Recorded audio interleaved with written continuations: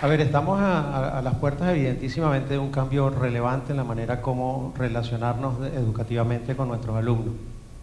Sin lugar a dudas, la pandemia dejó cambios profundos en lo que supone las estrategias de enseñanza y aprendizaje. El tiempo que pasamos en nuestros hogares enseñando, aprendiendo, pues nos permitió entender que no es necesario realmente asistir a un aula de clases, que no es necesario tener enfrente a un profesor, e inclusive que venía dándose un proceso de cambio muy importante en la manera como nuestros alumnos se relacionan con el contenido educativo. Hace aproximadamente 1 año y medio hicimos una investigación entre investigadores de la República Dominicana e investigadores venezolanos, un poquito para tratar de entender cómo se relacionan los alumnos en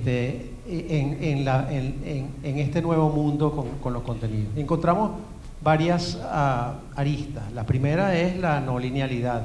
Si algo permitió la pandemia definitivamente fue conseguir contenido educativo de todo tipo, en cualquier momento, fuera de línea, sin la necesidad de estar en el momento en que el profesor estaba frente. Pero también encontramos, después de entrevistar casi 200 muchachos, que los aspectos más relevantes, por supuesto, están relacionados a la multitarea. La mayor parte de nuestros alumnos definitivamente, mientras escuchan una clase, están en capacidad de hacer cualquier cantidad de cosas. Por cierto, eso no afecta el poder atencional, pero sí las evaluaciones. Hay estudios muy serios al respecto. También, por supuesto, están los temas multiplataformas, están en capacidad de estar enfrente de su profesor, de tener enfrente un teléfono, de hablar con la novia, o sea, de relacionarse en múltiples plataformas. Y después, por supuesto, están los temas que tienen que ver con el poder atencional. Hay unos investigadores, se llaman Michael y Posner y Peterson, quise decir. Ellos de una u otra manera definen que hay 3 redes de poder atencional. Un poder atencional que es general, es como el que eventualmente uno puede estar cuando está en la calle manejando, uno maneja, escucha la radio, habla con la persona que está al lado. Una atención ya más focalizada, que es cuando uno ve un objeto, o una atención ejecutiva, que es la que definitivamente concentra el 100% de la atención y quita todo lo que viene alrededor de este tema. Y esa es la que de una u otra manera los docentes tenemos que tratar de buscar. ¿Qué es lo que pasa con todos los medios digitales? Y la inteligencia artificial es solo uno, por eso es que me quise referir primero de manera genérica, que de una u otra manera permiten que el estudiante obtenga la información, pero que no necesariamente tenga el 100% del poder atencional. Como dijo Edgar hace un minuto, nosotros mañana presento un libro que se llama Alfabetización Mediática. Ese libro se terminó de imprimir hace un mes y la tinta no se ha secado y resulta que ya han aparecido cualquier cantidad de otras soluciones, copias de inteligencia artificial que de una u otra manera aceleran el proceso educativo. Entonces uno sabe que esto es como las comunidades Amish. Uno no puede parar la tecnología, uno puede parar el río con la mano. Definitivamente hay que permitirla dentro del aula de clase, definitivamente hay que permitir que efectivamente la inteligencia artificial sea parte del proceso de formación de nuestros muchachos. Pero también hay que entender que no se puede sustituir, hay que sustituir las estrategias de enseñanza-aprendizaje. La manera como, por ejemplo, se le enviaba un trabajo a un muchacho para que desarrollara, eso ya no existe. Ya no existe. Hay que entender que definitivamente lo más seguro, el 99%, es que sencillamente no lo haya hecho él. Pero sí es importante verdaderamente integrarlo de una manera diferente, incluso integrarlo desde el punto de vista de evaluativo, para resumir todo lo que de una otra manera se le puede sacar. Fíjate, lo que tú planteas, hay 2 conceptos que me gustaría que lo pudiéramos conversar aquí. Uno es la brecha generacional y otro es la brecha digital. Y cuando hablo de esto, me pongo del lugar de padre, ¿verdad? Que tú ves al hijo tuyo haciendo 1000 cosas al mismo tiempo y lo primero que tú vas a decir es: mira, no te estás concentrando en ninguno, porque esa fue la formación que nos dieron a muchos de nosotros. Y lo segundo que pienso es en la labor del profesor que tenemos actualmente. Yo creo que la función, y de eso me gustaría conversarlo contigo, es la función del docente en este momento ya tiene que cambiar. Ya los muchachos tienen más acceso a más información que la que tiene el mismo profesor. Por lo tanto, el profesor debería ser más un facilitador de dónde conseguir la información, cómo sacarle provecho a las nuevas tecnologías, porque estos muchachos están cada vez más avanzados, ¿no? Sin lugar a dudas hay una diferencia importantísima en brecha digital entre profesores y alumnos. O sea, estamos hablando de que muchas intentamos todavía usar la pizarra cuando ese tipo de cosas ya ni siquiera existe.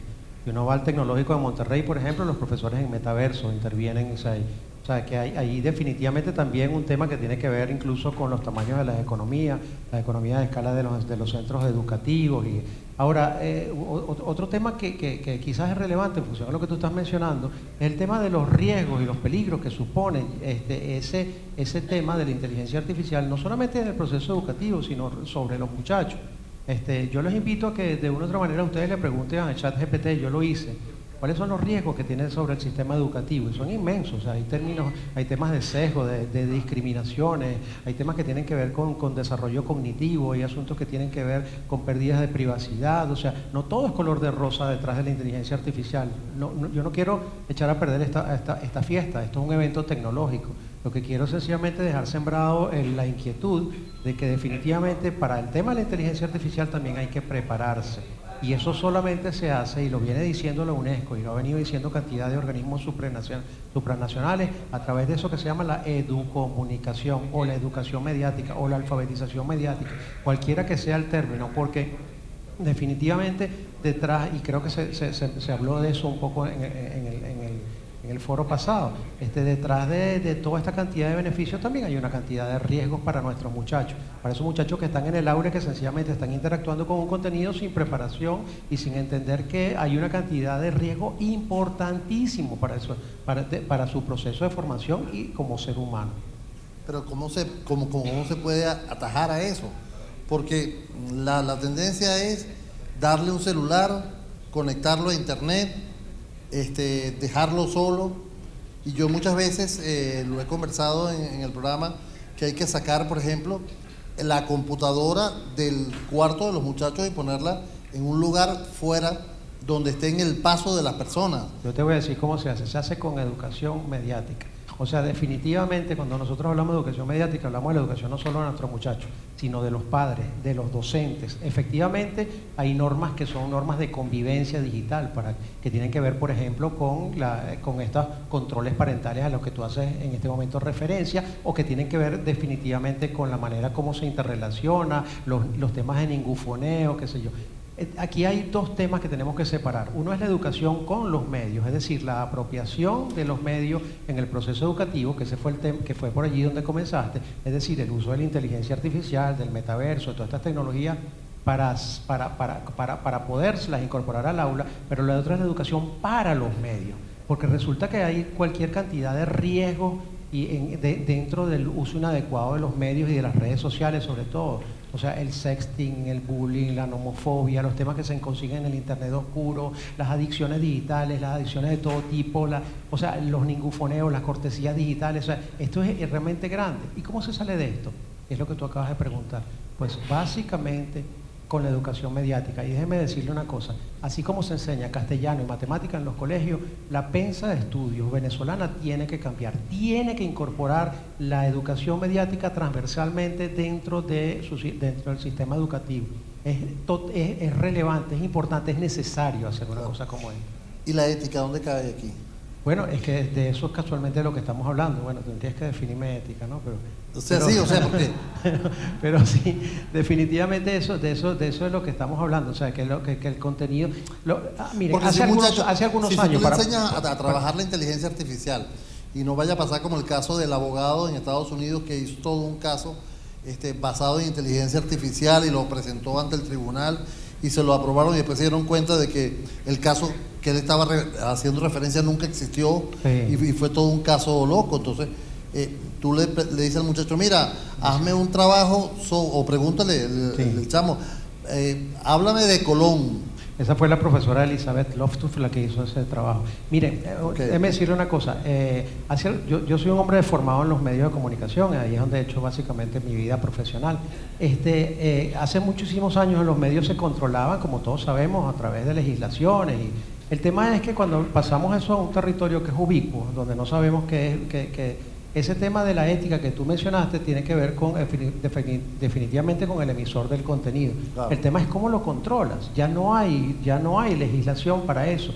O mejor dicho, existe la legislación, pero es muy difícil verdaderamente castigar a quien se cruza la línea. Entonces el tema es formativo, el tema es educativo. Lo que quiero decir, y es un mensaje yo creo clave que me gustaría dejar centrado en un evento que es básicamente técnico, es que si bien es importante verdaderamente el desarrollo de la inteligencia artificial y del tema, no es menos importante el tema de educar a nuestros, en este caso a nuestros muchachos, formarlos, meter eso dentro de todos los colegios, para que sencillamente aprendan a relacionarse con algo que pasa mucho más años, mucho más tiempo que con un libro.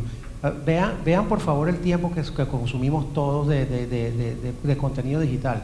Son 6, 7, 8 horas. Bueno, por allí estaba el gran experto hace un minuto, estaba Carlos aquí. Pero hablamos de que los datos, por ejemplo, el rosco digital, que en España del mes pasado decían que los españoles todavía consumen en promedio, que nosotros decimos que no se ve televisión, y se consumen más o menos más de 3 horas y media de televisión al día, y más de 8 horas de contenido. Entonces, si un tercio del tiempo del día se pasa allí, pues hay que formarse para eso. Claro, hay que cambiar entonces todo el sistema. Más que cambiarlo es incorporarlo, es modificarlo. O cambiar el pensum de estudio, cambiar la forma. Entender que es necesario transversalmente hacer formación mediática de nuestros muchachos para que se preparen, para que se protejan, para que saquen el mejor de los provechos del contenido digital, pero se protejan de los riesgos de la red. Me gustaría conversar con Heiber, que es abogado y es profesor universitario, justamente de la ética y de la legislación en este momento en Venezuela. ¿Cómo estamos en este momento en Venezuela con respecto a esa legislación? Sabemos que hay muchos aspectos en este momento que si las leyes fueran más automáticas o fueran más adaptadas a las nuevas tecnologías, creo que funcionaría mejor, pero ¿cuál es la situación actual de Venezuela en este momento con lo que es regulación, leyes y ese tipo de actividades? Agradecido por la pregunta, por la oportunidad de compartir este espacio.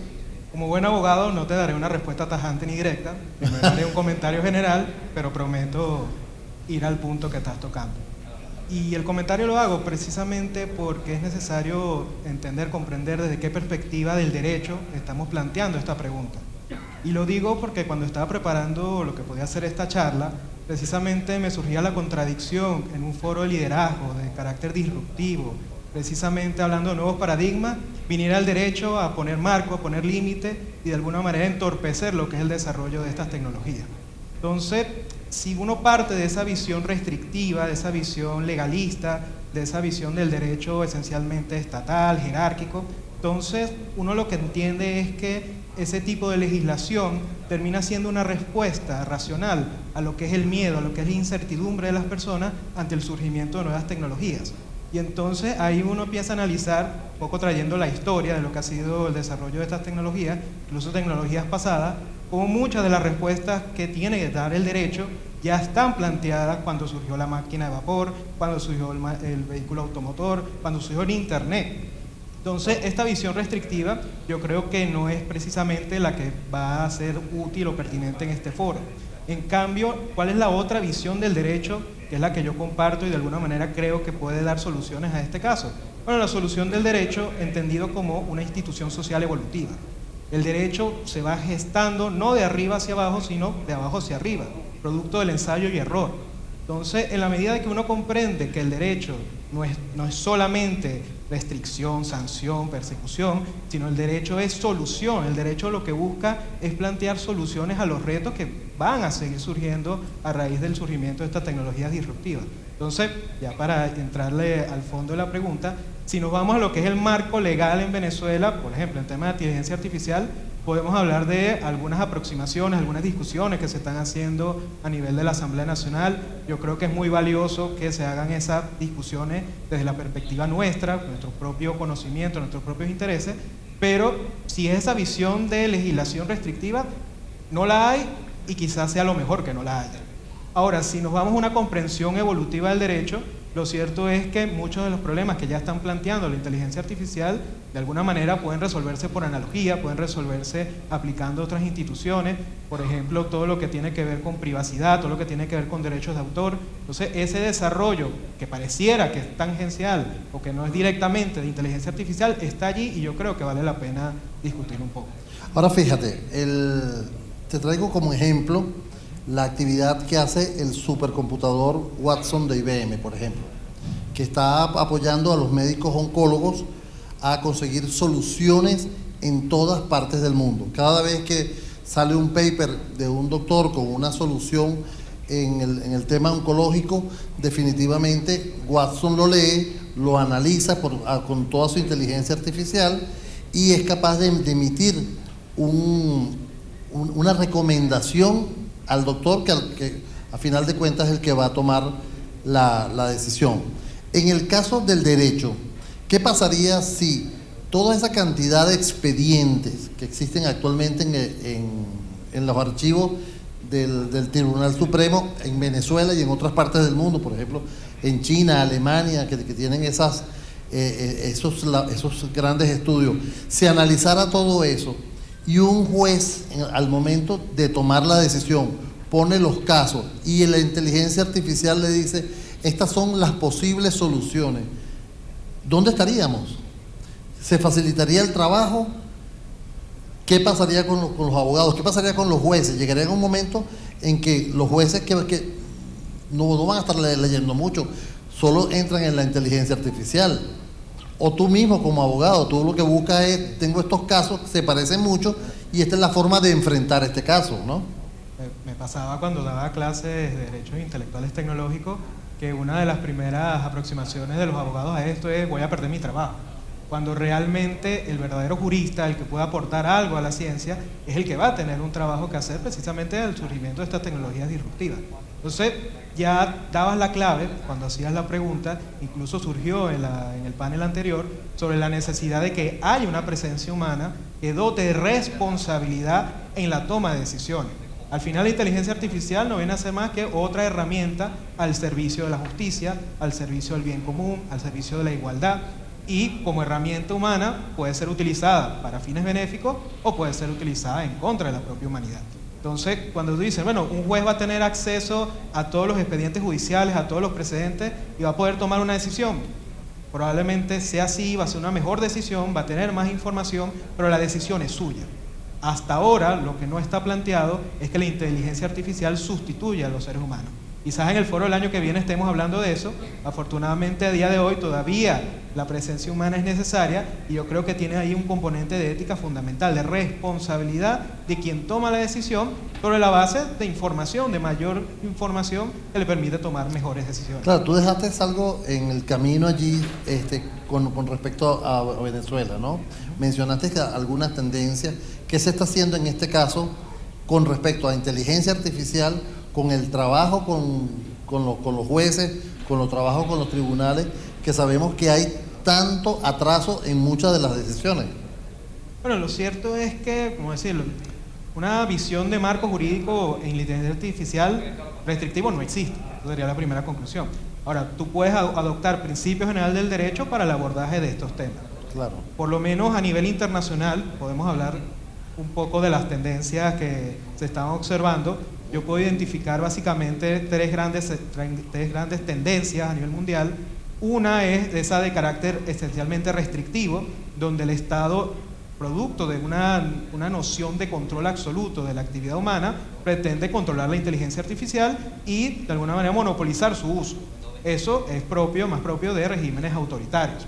Luego podemos ver una tendencia ecléctica, moderada, que es la que está imperando, por ejemplo, en el caso de Europa, donde se plantea un marco de regulación general a la inteligencia artificial. El Parlamento Europeo está discutiendo actualmente esa legislación y lo que busca establecer una serie de principios rectores que no limiten demasiado el desarrollo de la tecnología. Una de las cosas importantes que están haciendo Europa es la categorización del riesgo que suponen los distintos expresiones de inteligencia artificial, porque entendemos que dentro de ese universo de posibilidades hay inteligencias artificiales de destino lúdico, de entretenimiento, de carácter educativo, pero hay otras, por ejemplo, utilizadas en seguridad, que pueden establecer sesgos discriminatorios, pueden ser violatorias a los derechos humanos, y por lo menos la tendencia europea es a categorizar eso.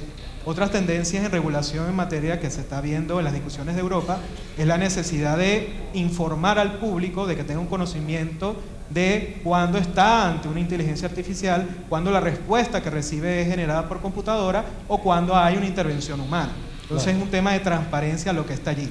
Y la otra tendencia, quizás más norteamericana, sobre lo que es el tema de la autorregulación de la inteligencia artificial, va en el camino precisamente de entablar acuerdos, entablar convenios con los actores claves del sector tecnológico, precisamente para que los desarrollos de inteligencia artificial cumplan con una serie de estándares éticos, cumplan una serie de criterios de responsabilidad social y de alguna manera minimizar los riesgos. Entonces, vemos cómo se van configurando diferentes tendencias y que tienen un impacto significativo en el tipo de desarrollo de estas tecnologías en el mundo. Y evitar por lo menos que Marcelo hable alemán, que lo habla malísimo. Hablas mal el alemán, bro. Imagínense la responsabilidad que significa, por ejemplo, una traducción cuando se habla de un contrato. Se le puede echar la culpa a la inteligencia artificial de la mala traducción y que eso tenga un impacto económico. Esos son los retos que se están viendo hoy en día. Y yo soy de la tesis o de la creencia, producto de ese origen evolutivo del derecho, que es a través de la jurisprudencia, a través de la resolución de los casos, que vamos a empezar a conseguir soluciones más o menos racionales a estos temas, más allá de pretender de que haya una legislación que pueda preverlo todo. Con respecto a la educación, ¿cómo estamos? ¿Hay algún cambio, hay algún proyecto de cambio de la educación? ¿Hay algo si te refieres al haciendo? aspecto legislativo, ninguno. Igualito de que era básicamente la respuesta. O sea, no creo que haya ningún tipo de avance legislativo en materia. Ahora sí es el tema legislativo. Y es evidentemente desde la cantidad de herramientas que se están desarrollando, pues mira, ya las mostraron. No, pero en el caso de formación, en el caso de la educación a los muchachos, ¿hay algún proyecto para proteger, para que entiendan cómo se usa, dónde usarla, mejorar a los profesores? No sé si... Sí, a ver, miren, hay esfuerzos de todo tipo esfuerzos de todo tipo, ¿no? Hay bonitos esfuerzos en Venezuela respecto al tema. El ININCO, que es el Instituto Nacional de Investigación de las Comunicaciones, ha estado haciendo trabajo continuo alrededor del tema de protección de las personas al exponerse a los medios, al exponerse a las redes, y en este caso la inteligencia artificial.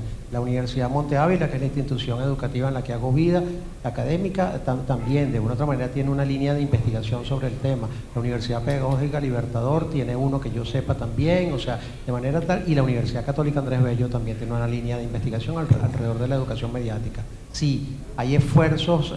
Hay un libro que se editó en Venezuela que se llamaba Media Education in Latin America, o sea, editado por Routledge, y las profesoras Ranzolín y la profesora Morel Alvarado decían que no faltan verdaderamente propuestas, lo que falta es coherencia, porque es una coherencia que tiene que partir, entre otras cosas, de políticas públicas.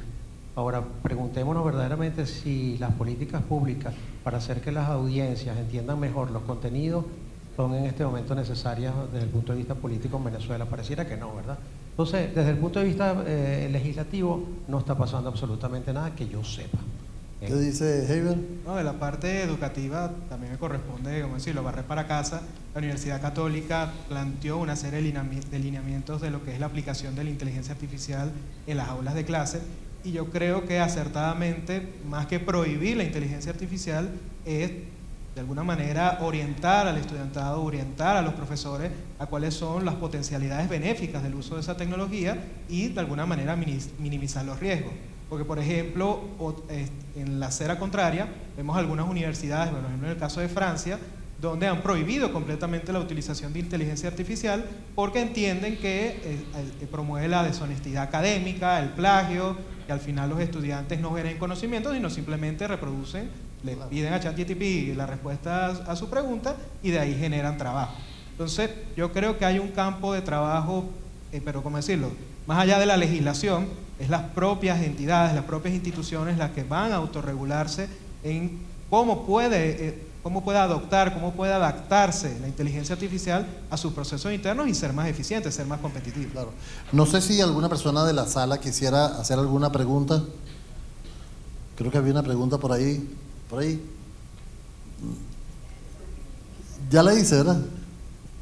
Por favor.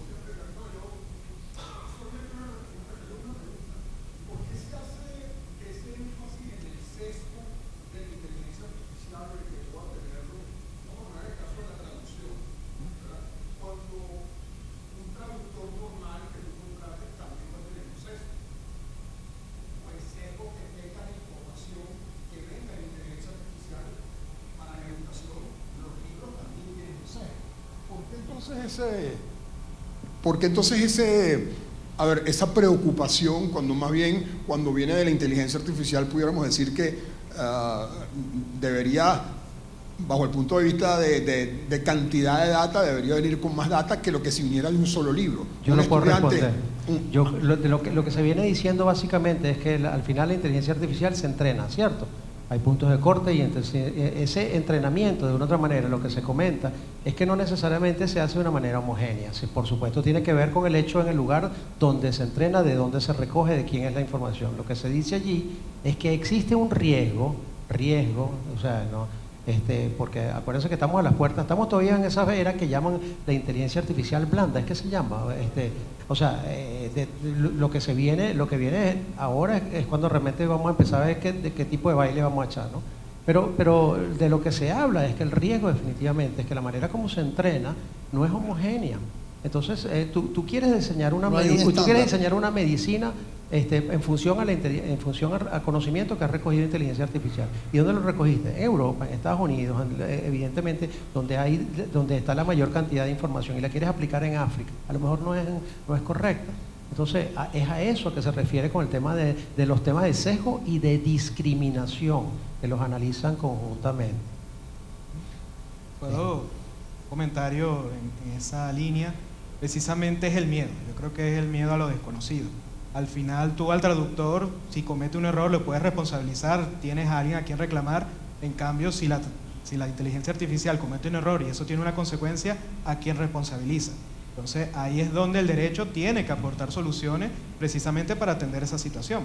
Pero una inteligencia artificial bien entrenada, de carácter plural, que la información sea lo más amplia posible, debería prevenir el tipo de riesgo de lo que estamos hablando. Yo creo que ampliando un poquito, o sea, lo que pasó aquí es que definitivamente la inteligencia artificial no es que arrancó ahorita, okay, estamos hablando del año 60, de Deep Blue y qué sé yo, lo que hizo fue sencillamente explotar recientemente, así como cotufa, ¿cierto? Entonces, lo que está planteado aquí básicamente es que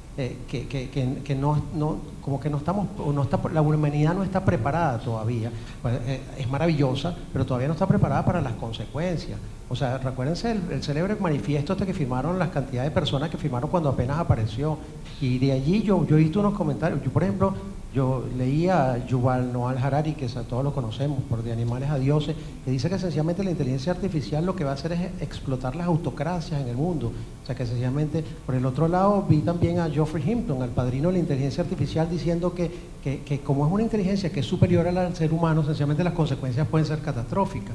Moisés Naín lo vi aquí hace aproximadamente ¿cuándo fue que vino? Hace como un par de meses, estuvo por acá y decía que el mundo no está preparado realmente para regularlo. Entonces sí, hay una cantidad de riesgos, no todo es color de rosa detrás de este tema. Y yo no quiero echarle a perder la fiesta ahorita, porque definitivamente aquí todos vinimos a hablar bonito de la inteligencia artificial y yo no quiero, pero hay una cantidad de riesgos y hay que ponerlo sobre la mesa, y si no lo ponemos somos unos irresponsables, ¿sabes?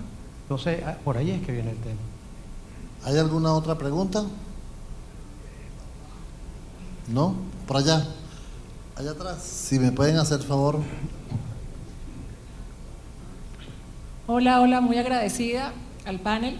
Bueno, más bien como un aporte, ¿no? Cuando se habla de inteligencia artificial, yo pienso que hay que separar esto en tres pilares, ¿no? Porque por un lado tenemos el tema de robótica, por otro lado tenemos el tema de sistemas expertos y por otro lado tenemos las redes neurales. Pienso que cada organización debe de entender en el momento de adoptar alguno de estos qué es lo que más o mejor dicho, o antes de adoptarla, entender qué es lo que te va a aportar más valor a tu organización. Eso por un lado. Y por otro lado, porque es completamente distinto, ¿no? El tema robótica va aprendiendo también, tiene motores de aprendizaje, se va volviendo cada vez más experto el robot, y pues obviamente va dirigido a un tipo de industrias, ¿no?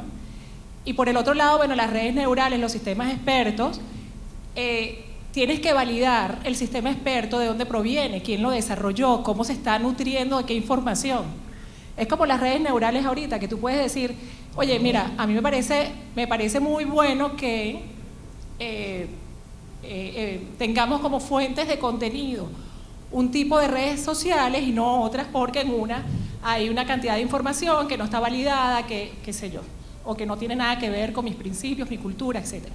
Definitivamente usted leyó a Raymond Kurzweil y el concepto de la singularidad, porque Sí. efectivamente lo que usted está describiendo es exactamente lo que el señor Kurzweil desarrolló hace ya 20 años, pero que está justamente en la línea. De verdad que la felicito. Mire, Muchas Kurzweil, gracias. para las personas que de una otra manera a lo mejor no están familiarizados, hace ya, sí, como 20 años, hablaba de la singularidad tecnológica. Él decía que el desarrollo de la nanotecnología, de la robótica, iba a permitir una cantidad, iba a hacer que sencillamente la inteligencia artificial, la inteligencia de las máquinas pasara por encima de la inteligencia del ser humano. Ups, así como los supersónicos. Bueno, eso fue Kurzweil y demás. Y eso definitivamente se está dando. Claro, lo que se plantea allí, lo que plantea que básicamente eso lo que va a producir es lo que se está hablando desde el punto de vista médico, el alargamiento de la vida del ser humano, el desarrollo de medicinas, o sea, definitivamente un mundo bonito, un mundo feliz, ¿no?